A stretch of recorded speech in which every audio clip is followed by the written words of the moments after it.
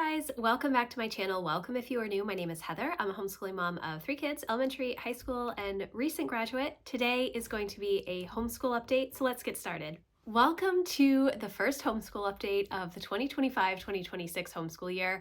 I feel like this year has been crazy to start off with. It seems really strange for me to say that because I have been homeschooling for 14 years, 15 years now at this point, and not a lot surprises me at this point. However, this year has surprised me immensely. And I think part of that is because Emma graduated in May, and so things are a lot different at the start of this year than they have been in previous years. And add to that the fact that we started homeschool much later than we normally do, and I was really leaning into rest this summer, so I didn't do as much prep for the homeschool year as I normally do. I mean, I did get everything done that I needed to do, but it was just a little bit different.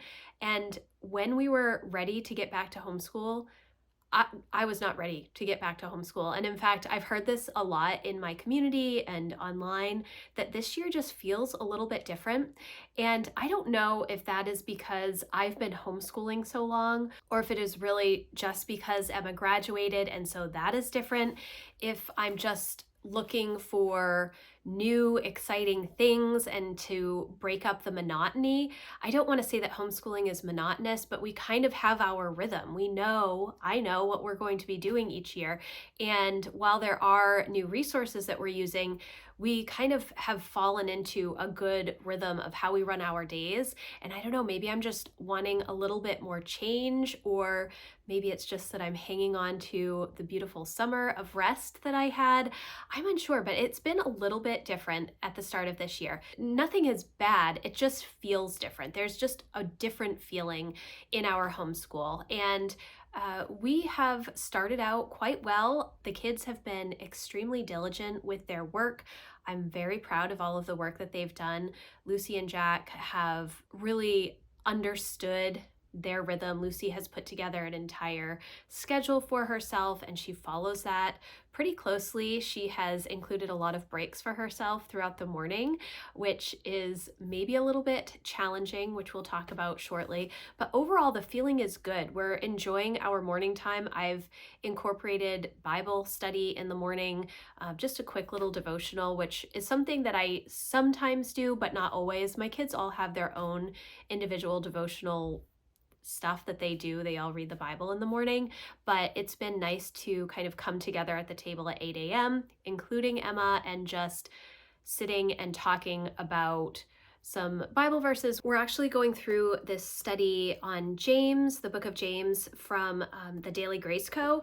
And I've been really enjoying it. And I've gotten so many of their studies recently. I think that that study will take us through the remainder of our first semester. It's been really nice to sit down with the kids in the morning and do that. I think maybe it's a little bit easier now because Lucy's getting older. She's almost 11. And so she's able to sit for some deeper discussion time around the Bible with my older kids. So that has been really nice. And I think that my homeschool block in the morning is still good. However, here's where the challenges start to come into play. The first challenge is that Lucy, being at 5th grade level, essentially now, there is a lot more work that we have to get through in the mornings that wasn't necessarily as much in previous years. I feel like, pre-K through 4th grade, yes, math and English through 4th grade can be a little bit more challenging, but I feel like 5th grade is when you start to add in more history and science. We were doing history and science before, but now it's just a lot more in depth than it has been in the past. And so it's taking a lot more time, which means that the time that I have with Jack has ended up being shifted later in the day. And so I'm having to adjust kind of my expectations of my homeschool block.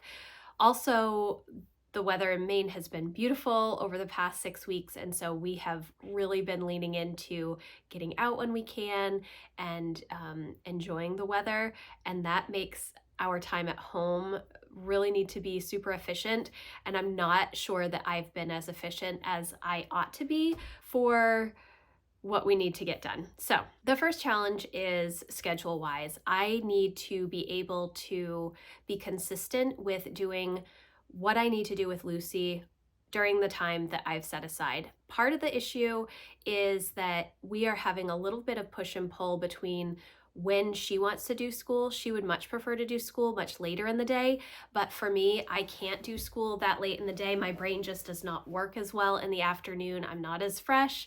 I am a morning person, and so we are having to make sure that we do the stuff in the morning. Now, when we get started and I am consistent and have prepared well for the week and we're able to just move through our lists, things go well. But because it's a new year, because it's new resources, because I was still kind of in that rest rhythm, I haven't been as good about consistency. And so that's something that I'm planning to work on as we move farther into the year. We have, I think, 3 terms in our first semester. And so I had the understanding that we probably would not be all into our subjects and really comfortable with everything until the middle of September, and that's totally okay. Even in public schools, there's a good bit of transition time. You don't just jump in on the first day. You may try to, and in fact, for high school, it's a little bit easier because Jack does kind of understand what he needs to get done, and so he's able to just move through things. But there has been a little bit of consistency issues with me, and so I need to work on that. But for Lucy, all of the subjects are going really well. All of the science stuff that we have for her this year, she's doing health and human anatomy, which used to be Science F from Sunlight, and now it's just health and human anatomy. I don't know if they have a letter associated with it. I don't think that they do, but they've revamped that entire program and we are enjoying it quite a bit. The only book that I'm not necessarily enjoying so much is the nutrition book, which is upstairs in my bedroom right now, so I can't show it to you. And that's just because I think that some of the nutritional information is a little bit older, and so some of the stuff I have had to kind of change just based on our own beliefs in nutrition and health and wellness and stuff like that, but the basics are the same. So it has been going well, and she's enjoying the little labs that are part of that program so far. So far, I really feel like we are doing great with Lucy's school. And then the only thing is that I'm just consistent with that morning homeschool block. If I start doing other things in the morning and don't get right started with the work that I need to do with her, or if I let her sleep in super late, or I'm trying to do Monday reset stuff, or get laundry going, or do some cleaning projects, it kind of derails the rest of the day and I can't seem to get her back on track. But when we start on time and we just move through the stuff when we need to, things go better. And so there is definitely push and pull, which I said. I think that I just need to make sure that I'm being consistent, and that's just a self-discipline thing for me.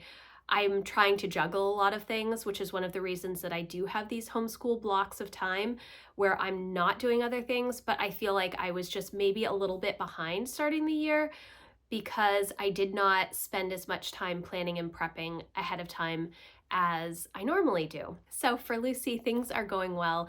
It's more just what I need to do to improve the flow of our day. Now, for Jack, I think that for the most part, all of his work is going well. He's really enjoying the Java programming through CompuScholar. He is working on his video game as his passion project. In fact, last night he and his friend and my husband were all playing the game, and he got it to work to test out like in other homes. His friend wasn't here, he was at his own house, but he was able to play the game. And so I think that he is hoping to release that video game by the end of the year. He has a whole plan and he's doing a great job at all of that stuff, which is good because I don't have a huge amount of knowledge when it comes to computer coding or video game design or anything like that, but I'm really pleased with the progress that he's been making on that. And he is definitely spending a lot of time on that passion project, which is really good. His English is going quite well. We have been doing a combination of Brave Writer as well as a course that I designed, which I've titled Narrative Design and Writing for Games, where he is reading some books that have good quest elements and writing about how those types of quests can be converted into video game design, as well as playing some video games and then analyzing kind of the storytelling of the particular video games that he's playing. So far it's been going really well. He's in the middle of reading The Hobbit right now, and we have been doing the Brave Writer Boomerang for Sunrise on the Reaping, which is the newest Hunger Games prequel. That is going well. So we're slowing down the boomerangs a little bit. Typically they're done in 4 weeks, but we are spreading it out over 2 months. I think that I have 5 boomerangs for him to do, or a combination of boomerangs and slingshots, which is their highest level literature guides for high school. And that's just because of the additional English course that we're doing. Overall, I feel really good about English. I think that he's making progress, and I think that it is helping him with his video game creation and planning and plotting all of that information, which again, I don't know a whole lot about, but I think that coming up with the different quest ideas and what happens when you choose one way versus another, and if you're able to get back on track, I think that it's a lot of fun to kind of explore English in a different way. So I'm really pleased about that. His science is the CompuScholar, which I said. Japanese has been a little bit harder this year, and I did mention this, I think, in one of my recent homeschool plan with me's, that when we started Japanese 3 this year, he needed to kind of step back and review more of Japanese vocab from levels 1 and 2, and that's totally fine. And I should have expected that because he has not been working consistently through the summer on Japanese, and so he needed to go back and refresh his memory on different, I don't know, different vocabulary and characters that he has to draw for Japanese.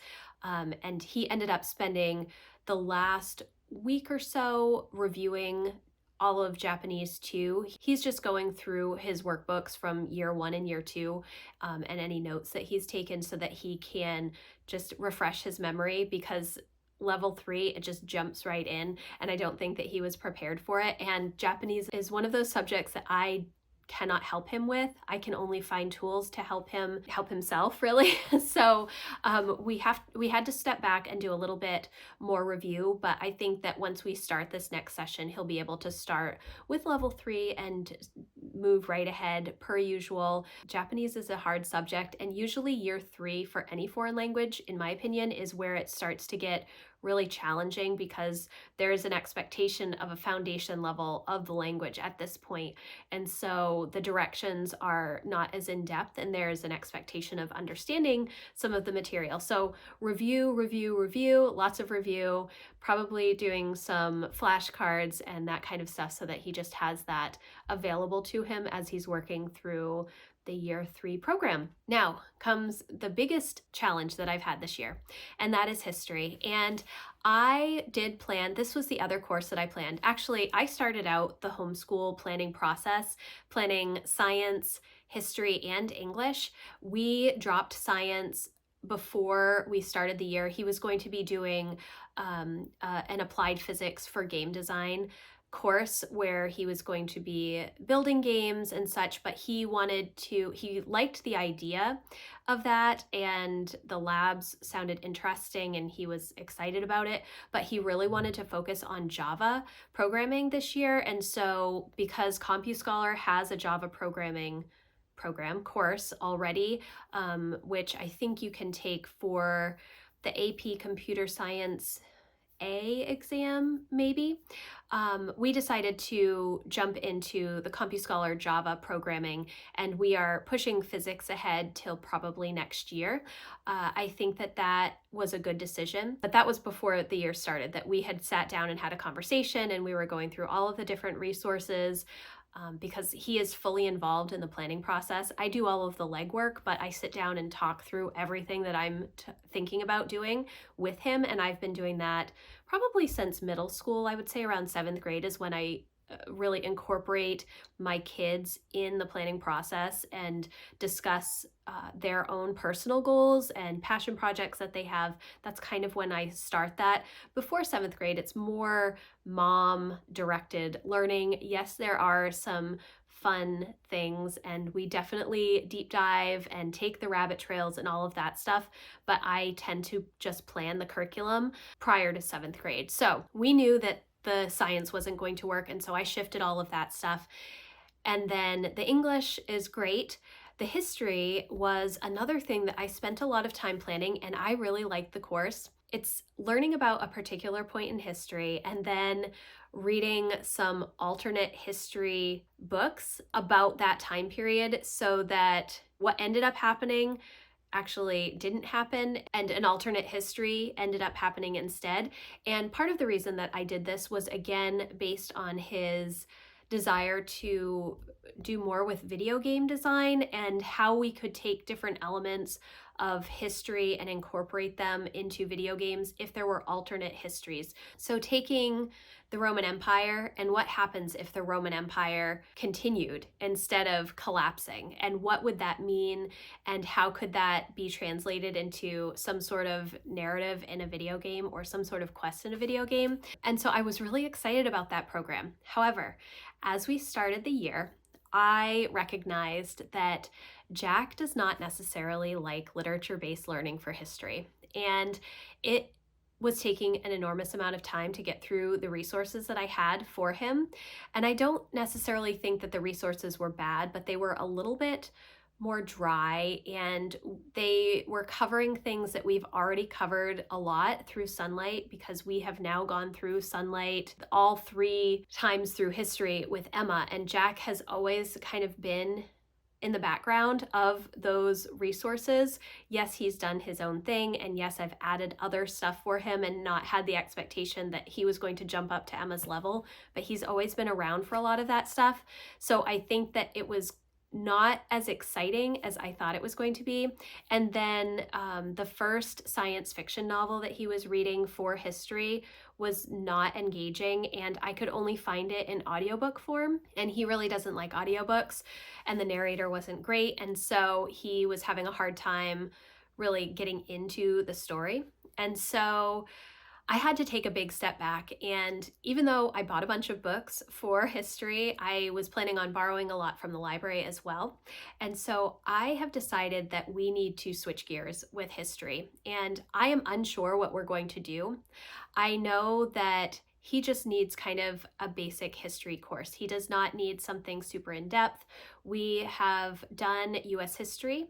We have done, which was the level 100 from Sunlight. We have done government and economics already, which is usually more of a later high school course, but we did that last year for him because I combined him and Emma. And so next year we're planning to do 20th century world history. I'm planning to do 20th century world history from Sunlight again with Jack. I am unsure, but now I'm unsure. So I don't know what direction I want to take. I know that he's not quite ready for 20th century world history for this year. And I have looked at some of the guest hollow programs. There is modern US history, which I think would be interesting. But because we did US history 2 years ago, and last year we did government and economics, and there was a lot with more modern US history, I don't know that he would necessarily want to do that. I also looked at their Whirlwind World History, and that also sounds interesting, but again, it is a literature-based program, and I'm unsure that I want to do so much literature with him when I do have a very robust English curriculum with a lot of literature for this year. I don't know that I necessarily need to add in another literature-based history program with Guest Hollow. If you do not know, Guest Hollow has these wonderful literature-based curriculums where you can use it for the subject, but then you can also give an English credit because of so much literature that you are doing.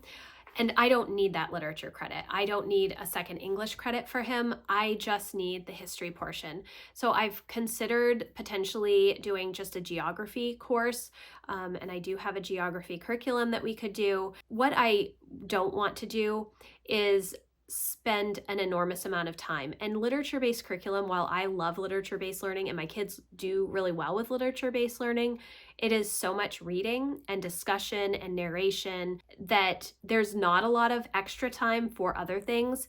And because his focus is much more on video game design. I don't want to overwhelm him with so much literature and discussion that he doesn't have time to do the things that he's really passionate about.